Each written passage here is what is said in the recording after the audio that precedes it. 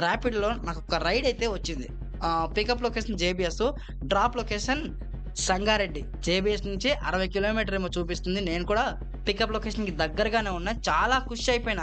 అరే! 60 కిలోమీటర్‌కి రూ. 750 చూపిస్తుంది. రూ. 150 కమిషన్ పోయినా నాకొక రూ. 600 ఎర్నింగ్స్ వస్తాయని చెప్పి పికప్ లొకేషన్‌కి వెళ్లి కాల్ చేస్తే ఆయనకి తెలుగు రాదు. ఓకే. హిందీలో మాట్లాడుతున్నారు. అంటే నాకప్పుడే అర్థమైంది. వీళ్ళు మన హైదరాబాద్ వాళ్ళు కాదు. వేరే అదర్ స్టేట్ వాళ్ళు అని చెప్పి. వాడేమంటున్నాడంటే లోపల నా వైఫ్ ఉంది. ఆమెని సంగారెడ్డి డ్రాప్ చేయాలి. నేను నీకు అమౌంట్ ఆన్‌లైన్ చేస్తాను.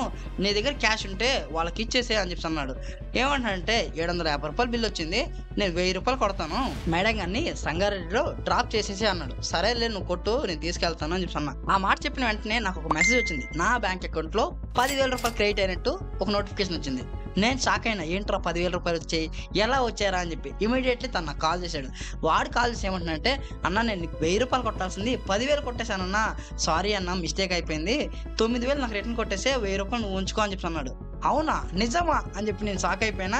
బ్యాంక్ అకౌంట్‌లో డబ్బులు చెక్ చేసుకున్నా ఫస్ట్. ఎందుకంటే అందరిలా మనం కూడా గొర్రె కాదు కదా. రూ. 10,000 వచ్చాయంటే ప్రూఫ్ చూసుకోవాలి కదా మన అకౌంట్‌లో డబ్బులు ఉన్నాయా లేదా అనేది. బ్యాంక్ అకౌంట్‌లో డబ్బులు చూస్తే 600 కన్నా ఎక్కువ లేవు. నేను చేసిన డబ్బులు అంత కూడా లేవు ఈరోజు. వాడు అప్పటికి కాల్‌లోనే ఉన్నాడు. వాడితో మాట్లాడాను. ఏంట్రా నాకు డబ్బులే రాలేదు, నువ్వు డబ్బులు పంపించానంటున్నావేంటి?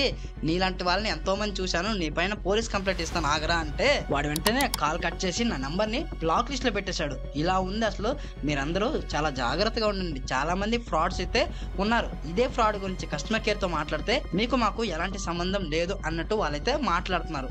బైక్ టాక్సీ చేసేటప్పుడు ఇలాంటి ఫ్రాడ్ గాళ్ళు మీకు ఎదురైతే వాళ్ళు డబ్బులు ఇస్తే మీరు తీసుకోకండి. మీ దగ్గర నుంచి డబ్బులైతే కోల్పోకండి. ప్రెజెంట్ హెవీ రైన్ అయితే పడుతుంది. ప్రెజెంట్ నేను సికింద్రాబాద్‌లో ఉన్నా. బీభత్సంగా ట్రాఫిక్ అయితే జామ్ అయిపోయింది.